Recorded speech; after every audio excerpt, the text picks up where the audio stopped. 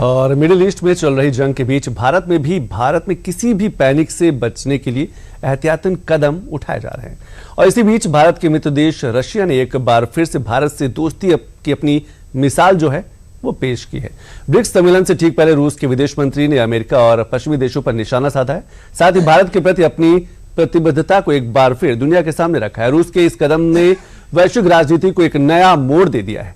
क्या है पूरी खबर रशिया और भारत की दोस्ती, इस प्रगाढ़ दोस्ती को लेकर इस रिपोर्ट में है। Bye is not just some funny motto, it is part of our culture. Indian movies that some try to put regarding our relations. They try to thwart our relationship. They try to create some entities that are closed. They try to impose their approaches to relations. And we see all that, as do our friends in India. And it makes it even more valuable that these attempts are futile. रूस के विदेश मंत्री Sergei Lavrov के एक बयान ने भारत और रूस के रिश्ते में एक नया अध्याय जोड़ दिया है। जहां दुनिया में एक तरफ ऊर्जा संकट के चलते तनाव देखा जा रहा है, ऐसे में रूस ने एक बार फिर भारत का हाथ थामा है। इसके साथ भारत के लिए एक बड़ा जियोपॉलिटिकल स्टैंड भी लिया है। दरअसल रूस के विदेश मंत्री ने अमेरिका और पश्चिमी देशों पर निशाना साधा है। साथ ही तेल खरीद और व्यापार को लेकर भारत पर दबाव बनाने को लेकर उन देशों पर हमला भी बोला है। लावरोव का ये बयान उनके दिल्ली दौरे से ठीक पहले आया है। रूस की सरकारी न्यूज एजेंसी से बात करते हुए रूसी विदेश मंत्री सर्गेई लावरोव ने बयान दिया, पश्चिमी देश दूसरे देशों पर अपनी शर्तें थोपने की कोशिश कर रहे हैं। ये तरीका उनकी औपनिवेशिक और नव औपनिवेशिक सोच को दिखाता है। ताकतवर देश अपने फायदे के लिए बाकी देशों पर दबाव डालते हैं। मध्य पूर्व में चल रहा संकट वैश्विक ऊर्जा प्रवाह को नियंत्रित करने की वॉशिंगटन की इच्छा को दिखाता है।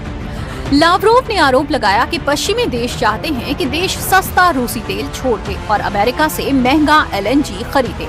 दुनिया के सभी देश ऐसे दबाव के आगे झुकने को तैयार नहीं हैं। रूस की सरकारी न्यूज एजेंसी को दिए एक इंटरव्यू में भारत पर रूसी तेल खरीद को लेकर अमेरिका और पश्चिमी देशों द्वारा डाले जा रहे दबाव की कड़ी आलोचना की। साथ ही उन्होंने पश्चिमी देश पर व्यापार और ऊर्जा नीतियों के माध्यम से अन्य देशों पर अनुचित दबाव डालने का भी आरोप लगाया है। दरअसल यूक्रेन युद्ध के चलते रूस को पश्चिमी आर्थिक प्रतिबंधों का सामना करना पड़ा। हालांकि भारत उन चुनिंदा बड़े देशों में से था जिसने रूस के साथ संवाद और व्यापार दोनों जारी रखे। रूसी विदेश मंत्री ने भारत की स्वतंत्र विदेश नीति की सराहना की। सभी देश घुटने नहीं टेकते। भारत ने हमेशा अपने राष्ट्रीय हितों को सर्वोपरि रखा। भारत हमेशा अपने राष्ट्रीय हित और बाजार की जरूरतों के हिसाब से ऊर्जा खरीदता है। भारतीय अधिकारियों ने कई बार कहा है कि भारत ये खुद तय करेगा कि तेल किस देश से खरीदना है और किस कीमत पर खरीदना है। Have an interest in some kind of mediation or stewardship, and we have full respect for that position, and we believe that it is very real. इस इंटरव्यू में एक अहम शब्द यानी पॉलीसेंट्रिक वर्ल्ड ऑर्डर का भी इस्तेमाल हुआ है, जिसका आसान भाषा में मतलब है कि ऐसी दुनिया जिसमें शक्ति किसी एक देश या ब्लॉक के पास ना हो, और इसी को लेकर रूस अमेरिका की आलोचना करता रहा है। ब्रिक्स जैसे मंच को इसी के एक विकल्प के रूप में देखा जाता है। रूस के विदेश मंत्री सर्गेई लावरोव का ये इंटरव्यू ब्रिक्स से संबंधित चर्चाओं और वर्तमान वैश्विक ऊर्जा संकट के बीच आया है, जिसमें उन्होंने मध्य पूर्व के संकटों का हवाला देते हुए वैश्विक ऊर्जा प्रवाह को नियंत्रित करने की पश्चिमी कोशिशों पर भी सवाल उठाए हैं।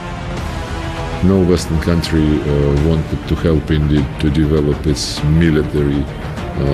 We started like seller and buyer, but now we not only sell, we sell less and less, but we produce together. We started with BrahMos missiles, then Kalashnikov machine guns, and now it is also T-90 tanks. रूसी विदेश मंत्री Lavrov के ये बयान केवल उनकी भारत यात्रा की औपचारिक घोषणा नहीं है, बल्कि ये बदलती वैश्विक राजनीति की ओर एक इशारा है। ऐसे बयान और लावरोव की ये यात्रा को भारत रूस समीकरण के नए संदर्भ में स्थापित करने की कोशिश माना जा रहा है। रूस ने हमेशा संयुक्त राष्ट्र में भारत का समर्थन किया है। भारत वैश्विक दबावों और पश्चिमी प्रतिबंधों के बावजूद रूस से कच्चा तेल आयात करता रहा, जिससे कीमतों को नियंत्रण में मदद मिली। भारत रूसी हथियारों का सबसे बड़ा खरीदार है, जैसे S-400 missile system, Sukhoi fighter और AK-203 राइफल्स। दोनों देश ब्रिक्स, SCO और G20 जैसे शक्तिशाली वैश्विक मंचों पर एक साथ मिलकर काम करते हैं। दरअसल 14 मई को होने वाले 18वीं ब्रिक्स शिखर सम्मेलन की मेजबानी भारत कर रहा है, जिसमें भाग लेने के लिए रूस, ईरान समेत ब्रिक्स देशों के विदेश मंत्री और उनके वरिष्ठ अधिकारियों का भारत में आगमन शुरू हो गया है। बैठक में ब्राजील, रूस, दक्षिण अफ्रीका, मिस्र, इथियोपिया और इंडोनेशिया के विदेश मंत्रियों के शामिल होने की संभावना है। जानकारी के अनुसार यूएई की ओर से उप विदेश मंत्री स्तर के प्रतिनिधित्व होने की उम्मीद है, जबकि चीन के शेरपा के प्रतिनिधिमंडल के शामिल होने की उम्मीद है। रूस भारत को तेल और गैस सप्लाई बढ़ाने के साथ लॉन्ग टर्म एनर्जी डील और नए निवेश के प्रस्ताव दे सकता है। बैठक में वैकल्पिक भुगतान व्यवस्था पर भी चर्चा हो सकती है। कुछ समय में दिल्ली में क्वाड और अमेरिकी एंगेजमेंट होने की संभावना है। ऐसे में इस इंटरव्यू ने जियोपॉलिटिक्स को दो सिरे में बांट दिया है। एक ओर ब्रिक्स और रशिया डिप्लोमेसी है, तो वहीं दूसरी ओर यूएस और इंडो पैसिफिक कोऑर्डिनेशन। हालांकि भारत इन दोनों ट्रैक पर एक साथ सक्रिय दिखाई दे रहा है।